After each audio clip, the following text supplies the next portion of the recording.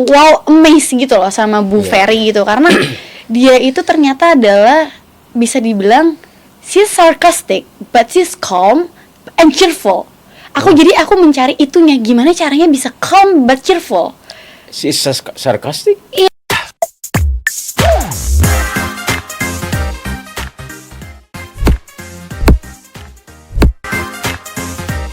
Assalamualaikum warahmatullahi wabarakatuh. Ketemu lagi dengan saya Kozin Amelo di Podcast Pejuang, podcastnya para pejuang. Dan semua tahu yang podcast di sini adalah para pejuang. Pejuang apa saja? Pejuang ekonomi, pejuang cuan, pejuang politik, pejuang demokrasi, pejuang nasib, pejuang budaya, pejuang nasib. Dan sekarang kita juga ketemu dengan sosok para pejuang yang sedang membuat film ya. Pejuang karya kita. Pejuang karya, betul. Pejuang karya film tentang Anies Baswedan. Terinspirasi dari kisah cinta Anies Baswedan. Oke, sebelum kita mulai, perkenalan dulu deh masing-masing. Fat mungkin. Oke. Nama aku Fahad Haidra. Aku berperan sebagai Anies Baswedan. Oke guys, halo, aku Katy Indra, berperan sebagai Ferry Farhati. Jadi saya cukup panggil Fat dan Katy ya. Yes. Ya. Nah, siapa dulu nih yang mau ngomong nih? Pertanyaan pertama itu adalah teman-teman itu bisa terlibat di film ini, itu ceritanya gimana?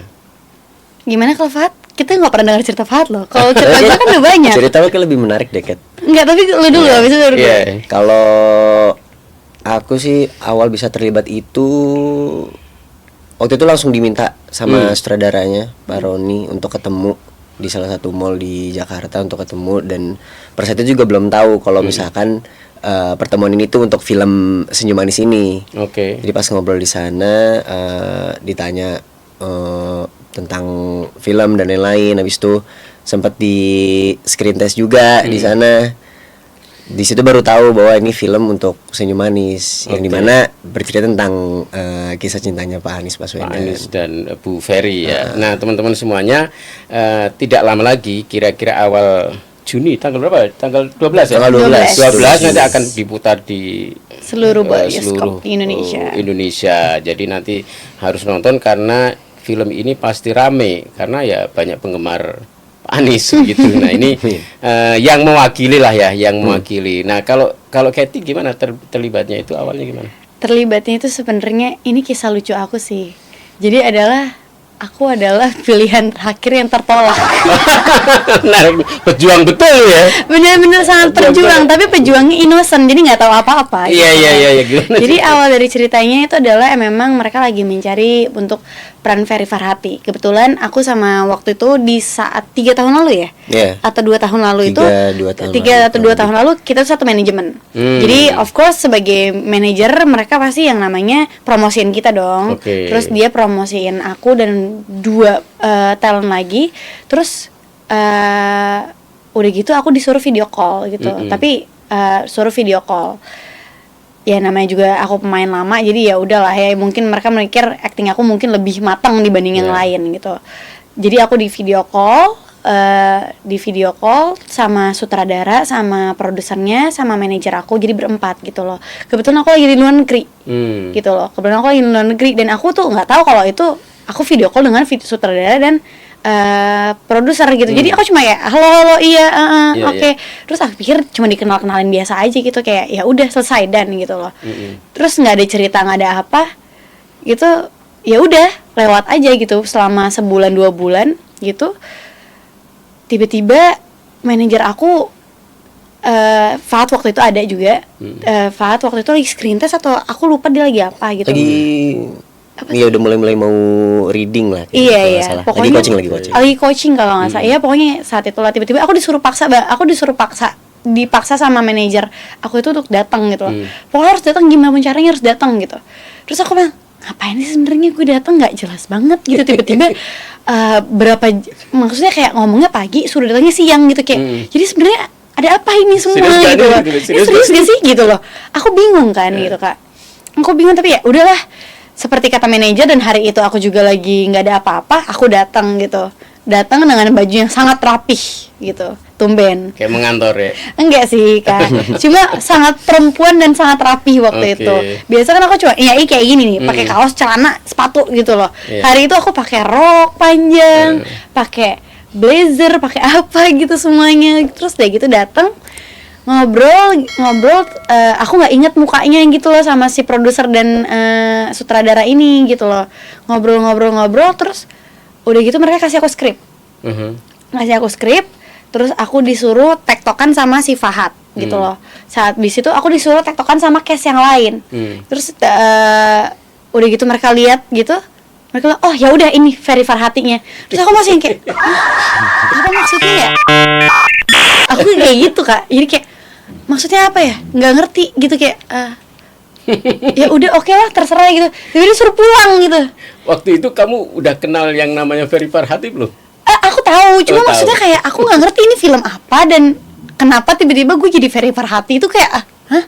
Aku tuh kayak kenapa sih? Ada apa sih? Sedangkan Farhati tuh waktu itu udah pulang. Jadi nggak bisa nanya sama siapapun. Iya nggak bisa nanya sama siapapun. Terus tiba-tiba kayak mau nanya yang satu ini juga. Case yang lain juga pada bingung gitu loh. Maksudnya karena mereka kan beberapa ada yang case emang fiktif, ada yang memang beneran gitu loh. Sedangkan case yang beneran ada di real life-nya itu udah pada pulang. Jadi kayak aku di coaching sampai malam gitu loh. Aku sendiri kebingungan kayak ya udah oke lah, tapi mengikuti aja gitu. Terus setelah itu kayak hampir sebulan kemudian barulah kita syuting gitu kan. Coaching reading, kita syuting. Terus pas di syuting itu aku baru tahu ternyata ini mereka semua adalah orang yang sudah pernah menolak aku di sebelumnya untuk casting pertama. Jadi kamu sebenarnya udah pernah tertolak? Iya, pernah tertolak, ternyata aku terpilih lagi. Oke, memang rezeki mungkin ya. Namanya kalau rezeki kan gak bakal kemana gitu loh. Jadi dia udah nyari kemana-mana, baliknya ke lu lagi gitu. Iya, benar gitu. Dan waktu itu memang kan aku mikir ya iyalah mereka belum bisa lihat acting aku dan apapun karena aku lewat kamera gitu loh. Lewat kamera. Dan aku cuma hai doang, jadi apa yang mereka bisa lihat dari talenta aku nggak bisa gitu loh. Jadi pas mungkin lihat real life baru kayak oh ada chemistry-nya, oh ternyata actingnya oke gitu mungkin di mata mereka gitu ya. Jadi kayak ya udahlah ambil aja dia gitu loh. Kat, ini kan dari sisi appearance nih. Kalau Fat kan ya kelihatan Arab banget. Ini mah emang Arab banget. Gue juga Arab maklum. Nah, kalau lu kan wajah itu oriental gitu, kayak Chinese-Chinesean gitu. Itu jadi pertimbangan enggak waktu itu? Mereka itu sejujurnya dari PH mempertimbangkan itu juga. Itu yang kenapa aku ditolak katanya. Mereka jujur-jujuran aja sama aku dan aku sih nggak apa-apa, nggak masalah gitu loh. Tapi terus udah gitu yang aku pikir adalah I don't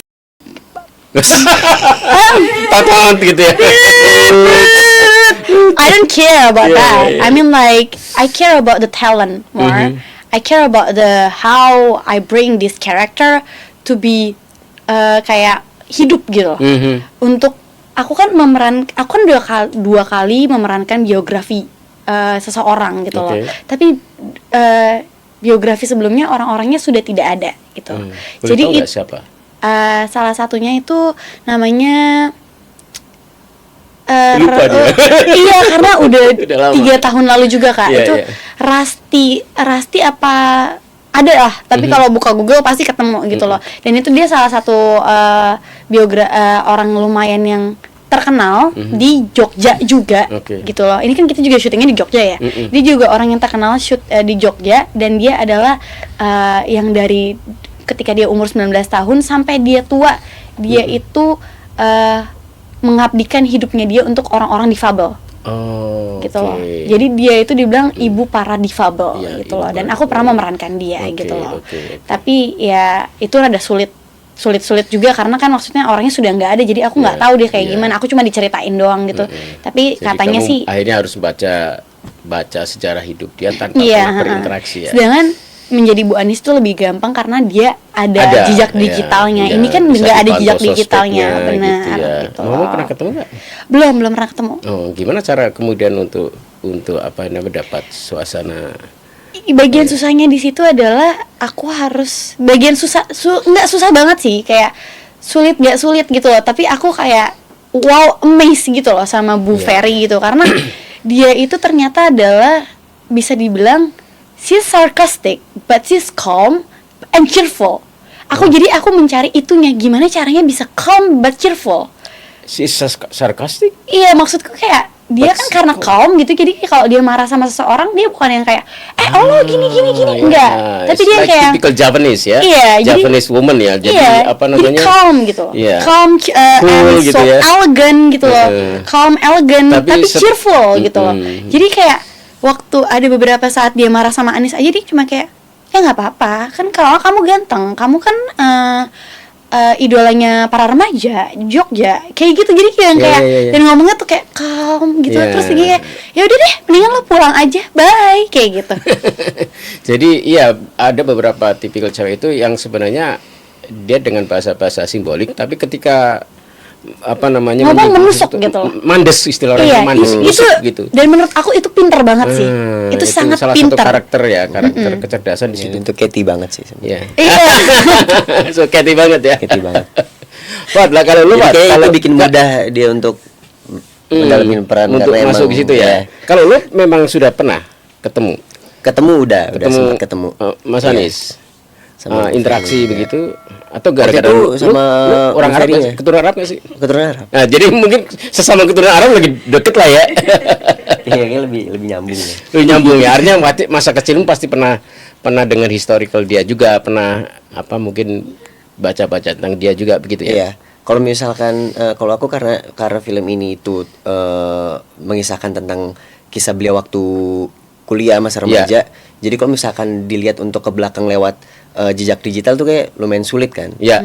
Jadi yang bisa aku ambil mungkin beberapa gesturnya atau ciri khas dia yang sekarang masih nempel di dia, tapi selebihnya itu dari sutradara juga kayak ya udah bagaimana Fahad menjadi Anis aja gitu. Tapi tetap ada gestur-gestur di mana itu Pak Anis. Iya, got it. Jadi orang selama ini mungkin lihat Anis sebagai sosok politisi. Sehingga gambar yang banyak muncul adalah gambar sosok politisi. Sedangkan yang kita perankan adalah Anis yang sebagai Anis mahasiswa, the human one yang masih kayak muda, masih teenager gitu loh. Mungkin gak mikirin politik juga ya. Benar juga. Dan dari cara bahasa berbicara juga pasti beda kan. Waktu muda sampai dia sekarang dewasa itu kan pasti kan ada perubahan dari cara berbicara dan lain-lain. Dan gimana Fahad bisa masuk ke situ, mempelajari itu? Caranya gimana? Karena waktu itu sempat ada coaching dan juga ada orang terdekat dari Panisnya sendiri waktu itu waktu dia masih kuliah yang memang satu kampus dengan beliau, jadi sempat nanya-nanya Panis tuh pada saat jadi mahasiswa tuh gimana karakternya dan lain-lain, mendekati perempuan gimana gitu ya. Terus juga ada beberapa foto-foto waktu beliau masih mahasiswa itu kan kelihatan itu dari foto-foto itu, jadi aku ngegambarin dia bagaimana sosok Anies Baswedan pada masa itu. Oke. Nah, ini Fahad dan Katis, ada pertanyaan banyak orang nih. Wah, filmnya jangan-jangan nggak sesuai kisah aslinya gitu ya. Karena ya namanya tadi kan sudah lama, kemudian mereka barangkali juga punya kisah cinta yang barangkali tidak sama persis nih dengan filmnya gitu. Itu gimana menurut kalian?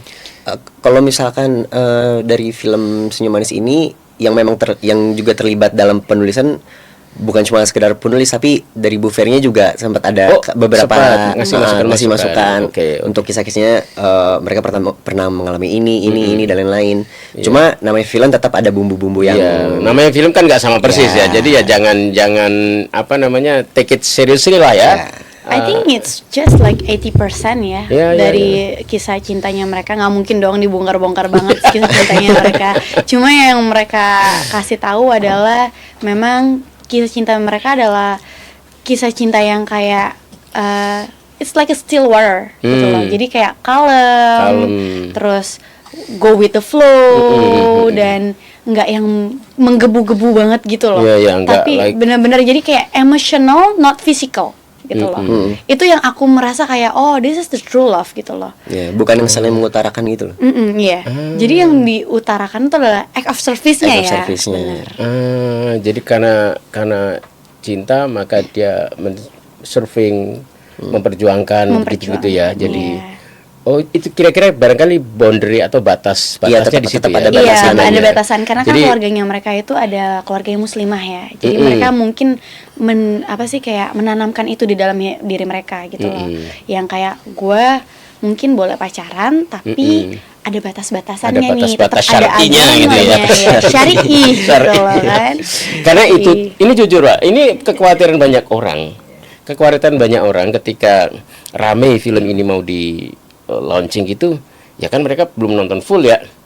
Wah, jangan-jangan nanti Pak Anies digambarkan seperti dalam film-film itu yang ketika bercinta itu ketika saling mendekati itu seperti yang di film-film begitu kan. Jadi akhirnya merusak ini kan image gitu. Jadi tetap ada garis ya. Iya, kelihatan banget sebenarnya kalau emang nonton filmnya dan baca skenarionya kita bisa lihat banget. Bahkan aku sama Fahad aja itu kita sentuhan itu ketika udah nikah. Iya kan? Itu kayak cuma kayak salim gitu. Terus pas ada gitu yang kayak pegangan tangannya tuh pun kayak cuma 3 kali atau 2 kali kan, gara-gara kita mau yang ke Kanada dan segalanya itu kan. Ya itu juga udah maksudnya udah nikah. Jadi selama proses pendekatan dan akhirnya dan dari proses pendekatan sampai sebelum nikah itu yang namanya interaksi dalam fisik tuh hampir nggak ada. Iya benar. Nah, melihat itu, kalian menjalani itu, kemudian dikontekskan dengan situasi sekarang, itu apa sih perbedaan cara mereka ya untuk tadi mengungkapkan rasa cinta, membangun perasaan itu dengan kondisi sekarang itu?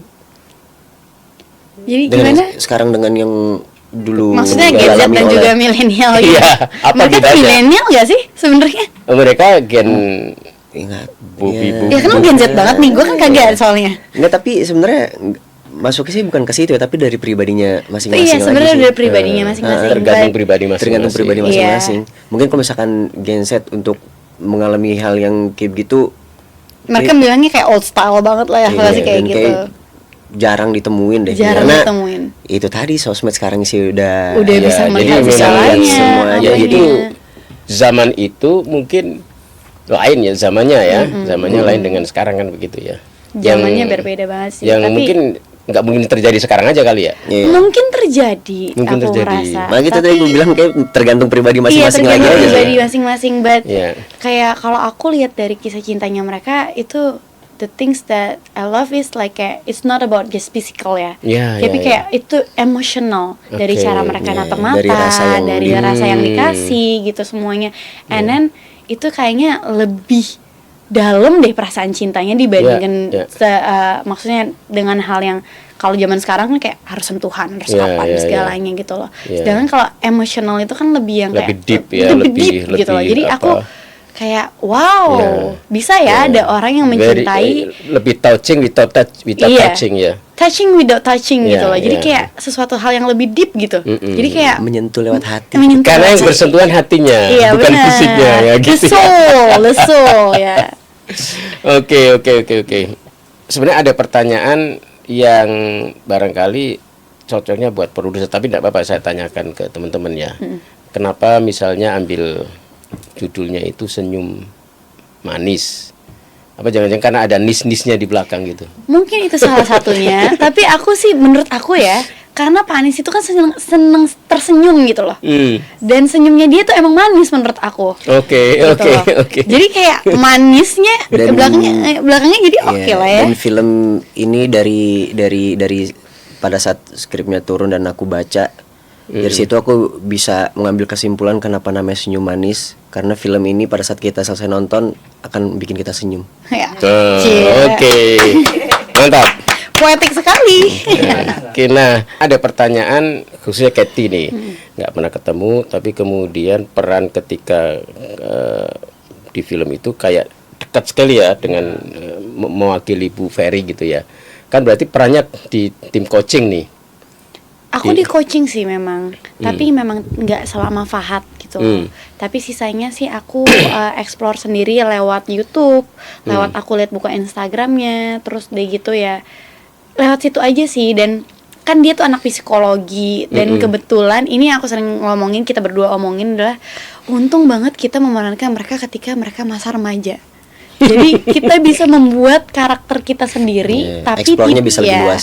Eksplornya bisa lebih luas, tapi tidak menghilangkan ciri khasnya mereka gitu. Kan nggak mungkin dong kayak maksudnya kayak aku harus memerankan Bu Ferry Farhati yang sekarang banget gitu. Kalau yang sekarang kan kayak udah sangat berwibawa gitu loh. Terus udah kalau ngomong tuh hati-hati, terus kayak semuanya sudah jadi emosionalnya tuh nggak yang kayak dulu kayak anak remaja. Kalau anak remaja itu kan emosional kadang-kadang menggebu-gebu gitu kan. Dan bisa meletup ya. Bener. Di situ tapi kan aku lihat kayak Bu Ferry tuh kalem dan tapi cheerful. Itu yang aku cari, yang tadi aku bicarain seperti awal. Gimana caranya aku mencari kalemnya tapi bisa cheerful. Sedangkan orang cheerful itu kan aku cheerful banget ya. Jadi aku yang kayak bawel gitu. Sedangkan Bu Ferry Farhati itu dia kalem tapi cheerful tapi nggak bawel gitu. Itu yang jadi kayak aku gimana caranya ya harus keluar dari diri lu ya berarti kan. Udah pasti. Karena kita kan juga memerankan, itu kan kita peran ya. Jadi kayak namanya acting, jadi kita harus kan tidak boleh menggambarkan diri kita tapi menggambarkan perannya kita gitu loh. Jadi aku cari itu gimana caranya gitu loh. Oke, berarti aku harus, terus dia kan anak psikologi juga dan kebetulan aku juga belajar psikologi gitu loh. Jadi kayak aku yang kayak berarti gue harus seperti ini dan seperti ini. Jadi yang kakaknya kenapa aku bisa mengambil titik kalau dia tuh sarkastik adalah ketika dia marah sama Anis itu loh. Jadi berarti kalemnya dia itu menggebu-gebunya itu dia bukan yang kayak menggebu-gebu kayak lu gini. Sedangkan ada peran lain yang juga salah satunya pengejarnya Pak Anis di masa remaja itu dia yang menggebu-gebu banget. Aku harus jadi apa sih istilahnya kayak beda, harus jadi beda perannya sama dia gitu. Dia yang kayak menggebu-gebu, aku harus jadi yang kayak airnya, dia jadi harus jadi apinya gitu kan istilahnya. Jadi gimana caranya aku menjadi air itu? Dan Bu Ferry Farhati kan sangat air banget gitu loh. Dia sosok yang sangat tenang, yang sangat apa, tapi kalau ketemu sama orang kayak hai, oh bagus ya, coba deh lihat sini, ini bagus deh gitu. Tapi ya jadi orang bisa ngerasain kehangatannya dia, tapi dengan tenang gitu loh. Itu yang aku ambil sih. Itu yang aku ambil. Dan mungkin lebih gampang buat aku karena kita sama-sama belajar psikologi. Udah itu aja. Ada nggak adegan yang paling kamu berkesan? Yang paling berkesan ya itu marah sama Pak Anies. Gimana coba tunjukin. Marah sama banyak yang nonton nih biar pada tahu nih. Mau lihat dong Pak Anies gimana? Kan marahnya juga beda. Iya, marahnya bukan marahnya tuh bukan. Coba. Karena lucu banget. Karena dia tiba-tiba sih Pak. Coba kita perankan ya. Lu datang tiba-tiba. Ayo ngobrol. Emang lo inget? Ingat loh. Gue masih ingat loh. Iya, ingat ya. Jadi intinya adalah dia si Pak Anies udah datang karena si Bu Ferry Farhatinya itu jadi kita sebut aja Ferry karena masih muda kan. Ferry. Kan dijemput ya? Kagak. Tiba-tiba si Anies datang ke rumah untuk minta maaf. Ingat gak?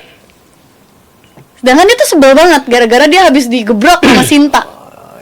Digebrak sama Sinta. Jadi Sinta itu ceritanya Pak Anies itu kan orang komunikasi ya. Jadi dia beda gedung sama Bu Ferry gitu loh. Jadi pas dia datang habis dilabrak sama Sinta yang sangat menggebu-gebu, ngatain dia pelakor lah, apalah segalanya gitu loh. Terus dia cuma kayak gitu. Ya udah, bodo amat kayak gitu. Itu Anis apa Ferry? Ferry-nya yang bodo amat, tapi kalau Sintanya yang kayak pelakor lu dasar deketin Anis kan cowok gue dan segalanya gitu-gitu. Sedangkan Ferry kayak ya udah kalau itu cowok lo ya udah terserah. Gue juga ngapa-ngapain mau apa kayak apa gitu gini-gini kayak ya udah gitu. Terus tiba-tiba dia datang, ya pasti dong orang dilabrak seperti itu. Terus sedangkan itu mereka belum deket, tiba-tiba dilabrak kan kesal juga dong gitu loh. Jadi ya si Pak Anies tuh datang kayak maaf ya kamu dilabrak sama Sinta gini gitu. Terus dia cuma ngomong kayak ya nggak apa-apa sih, mau gimana lagi, namanya juga aku tiba-tiba kenalan sama yang namanya tokoh favorit para remaja Jogja di saat itu. Iya. Jadi sebenarnya nyodok ya. Iya, sebenarnya kayak mau apa? Gue nggak bisa ngapa-ngapain, ya udah. Lo mau ngapain? Lo mau marah sama gue juga? Atau gue harus marah-marah sama lo? Males banget kayak gitu. Terus udah gitu dia ngusir Pak Anies gitu kan? Ngusir Pak Aniesnya cuma yang kayak ya udah malam, capek nih. Assalamualaikum. Masuk. Ini udah. Gitu. Jadi kayak nggak butuh banget gitu ya? Iya, kayak dia menunjukkan banget, gue nggak butuh lo mau marah, lo mau apa terserah, gue nggak butuh minta maaf lo, gue yang marah sekarang, kayak gitu.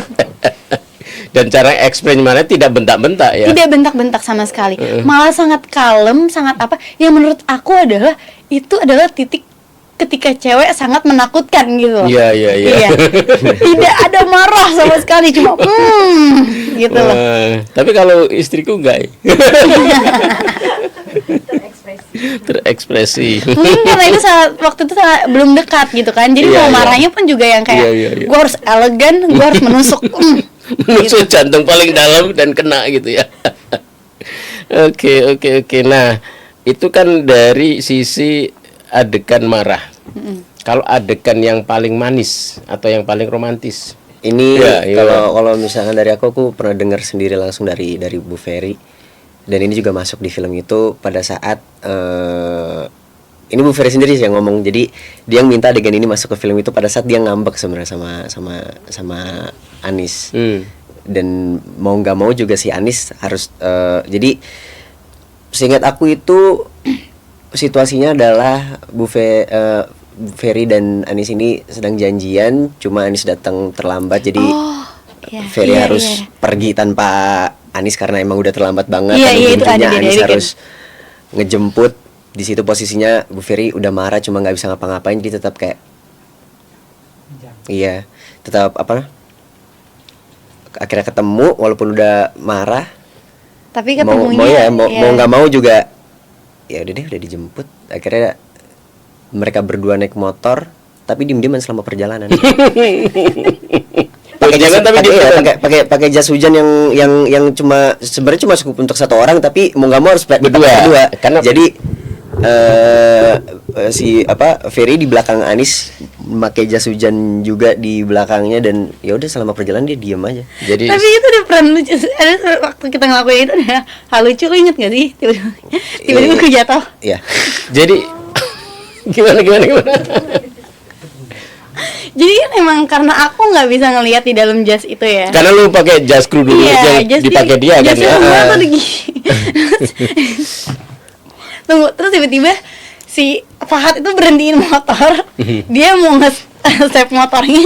Terus aku karena dia nggak tahu nih motor udah berhenti dan dia nggak tahu posisinya di mana, dia masih begini. Kalau aku udah berhenti, udah nge-standar, dia masih diem begini. Jadi pas aku nge-standar dia ngikut motor, ngikut jatuh. Iya.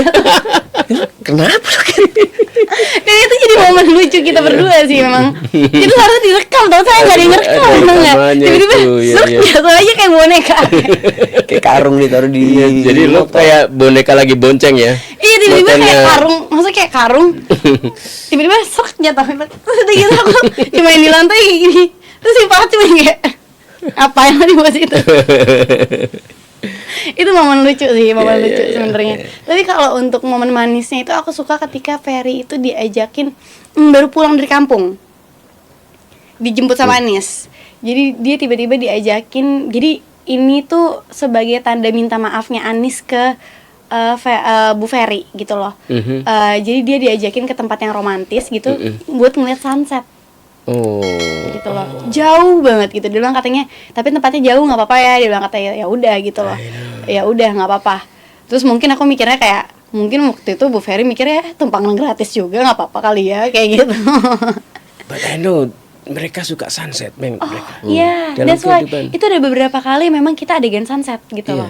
Dan itu sangat romantis menurut aku. Karena di situ dikasih bunga, terus ada perkataan Anis yang juga sangat yang bener-bener emang menurut aku tuh sweet banget gitu loh. Kayak this is sweet aku gitu.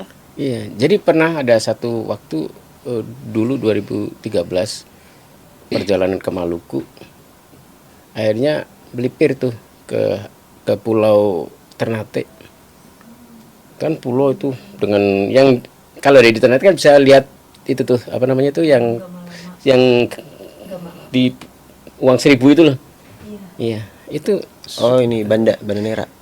Di uang 1.000. Iya, pulau ini, pulau yang koin apa yang Pak kertas? Ternate dan Ternate dan pulau namanya apa sih? A few moments later. Tidure ya. Tidure maksudnya ada re-re-nya. Tidure ya. Pulau Tidore. Aku lihat dari belakang mereka berdua romantis juga ya.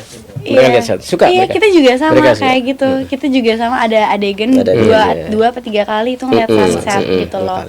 Dan memang itu menurut aku yang keduanya sih yang romantis banget gitu loh. Yang keduanya tuh romantis banget karena dibawain bunga, karena udah benar-benar dipersiapkan. Terus kayak di saat itu Bu Ferry Farhati baru pulang dari kampung dan dia nggak tahu kalau bakal dijemput sama Pak Anies gitu loh.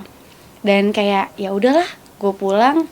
Terus dia tapi di situ kan ada saat kayak dia mikir kayak gue nggak mungkin sama Anies kali ya atau apa lah ya. Tiba-tiba dijemput sama Anies jadi kayak aku punya harapan lagi sama Anies nih kayak gitu loh gitu. Ya, padahal jadi, tadinya udah mau melepaskan gitu loh. Tadinya udah mau melepaskan. Udah ada konflik keluarga satu sama lain gitu loh. Tapi ya udah terus pas ketemu okay, let it flow and let it go and mereka jadi bersatu lagi gitu. Udah. Kalian tahu nggak sih kalau mereka berdua itu sepupuan? Tahu ya, tapi nggak ada di film itu ya. Enggak, ya, sebenarnya ada, tapi sepupu jauh kan di belakang iya. Ada momen dimana yang diundang itu kan, yang mau ada undangan makan malam bareng keluarga, ada sepupunya juga dari satu kampus. Ternyata pas datang, ini ketemu tadi pagi di kampus. Iya, ini yang bikin mau buku gue rusak nih. Ya, ada momen-momen. Tapi itu nggak tahu beneran apa enggak ya sebenarnya ya, waktu buku itu rusak apa enggak. Ketemu momennya itu kita nggak tahu. Artinya bener itu terjadi atau enggak? Iya, kita nggak tahu gitu loh. Yang namanya karena film bisa jadi awalnya bumbu-bumbu itu juga. Diceritanya adalah dia sebel sama Anies gitu loh. Kayak gara-gara lu buku gue rusak, gue jadi dihukum nih sama senior. Dia ternyata dihukum juga. Sama-sama dihukum ya.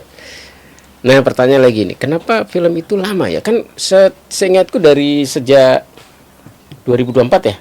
Enggak, 2023 atau 2022 sih? Semua proses untuk reading coaching line itu udah 2023 akhir lah, Oktober. Jadi lu udah terlibat waktu itu? Udah. Dan proses syutingnya juga sebenarnya dibilang lama juga enggak, cuma emang terjadi beberapa kendala aja pada saat itu. Karena kita syutingnya di akhir juga, jadi kepotong ada liburan, akhir tahun juga. Katie juga waktu itu aku tiba-tiba kan karena aku kan kepilihnya itu tiba-tiba gitu lah, kayak sebulan sebelum kita syuting gitu. Sedangkan aku udah ada rencana untuk pergi liburan sama keluarga. Dan jadi jadwal syutingnya itu yang kayak mepet-mepet terus gitu jadi juga kepotong. Kan pada saat Katie-nya bisa, aku yang sakit. Gitu. Akhirnya nyari jadwal ketemu lagi untuk sempat sakit 2 hari ya kalau itu. Saking mikirin peran ini atau gimana? Lebih 2 hari. 2 hari 3 hari. Saking mikirin gitu ya, apa tekanan gitu. Kayaknya enggak sih. Pressure itu ada. Itu ada pressure itu ada kayak. Ini meranin sosok nih gitu kan. Iya, di kepala sih ada kayak ini meranin sosok yang dikenal publik banget gitu kan. Iya. Jadi ada makanya jangan makan seafood lagi loh. Iya, itu juga salah satunya. Apa? Alergi. Iya, alergi. Iya. Terus alerginya pas muncul ketika kita lagi syuting. Jadi semua panik. Oke. Nah, sebenarnya apa kira-kira pesan dari film ini yang mau disampaikan? Pesan generik ya? Banyak sih menurut aku ya. Kalau menurut aku sangat banyak gitu loh. Kalau dari aku ngelihatnya mungkin adalah jangan pernah melihat seseorang yang sekarang, tapi kalian juga harus bisa ngelihat mereka yang dulu. Perjuangan itu seperti apa gitu loh. Iya. Gitu loh. Terus kalau bagian sisi dari sisi kemanusiaan diri pribadi sendiri ya. Tapi kalau dari kisah cintanya adalah everything is not about physical, but it's about emotional. Jadi kayak emang kadang-kadang cinta itu bukan datang dari hal yang kita touch or everything, tapi kadang-kadang dari sebuah emosional. Kalau ingin mempunyai cinta sejati itu mungkin adalah harus datang dari emosionalnya kita, bukan dari hal-hal yang desire or touching or everything. Itu platonik gak sih? Platonik jadi gimana nih Kak? Cinta platonik. Oh iya. Yang kalau touching and everything itu platonik kan ya. Tapi kan kalau kalau kebalikannya. Jadi platonik itu ya dia sama-sama tahu mencintai tapi saling mencintai tapi nggak terbalas ya, pokoknya ya nggak terikat lah, nggak terikat dan pokoknya yang saling berjuang aja gitu. Oh iya itu juga bisa sih. Itu yang aku lihat sih. Sampai akhirnya mereka bisa nikah gitu-gitu dan segalanya kan sebenarnya tuh kayak nggak ada kata-kata kita pacaran yuk, nggak ada gitu loh. Cuma tiba-tiba aja kayak mau nggak nikah sama si Anis, mau nggak nikah sama Ferry gitu loh. Kalau emang ngerasa cocok ya udah nggak apa-apa nikah aja kayak gitu. Dan mungkin itu sih aku bisa lihat kayak I want that kind of love sebenarnya. Iya.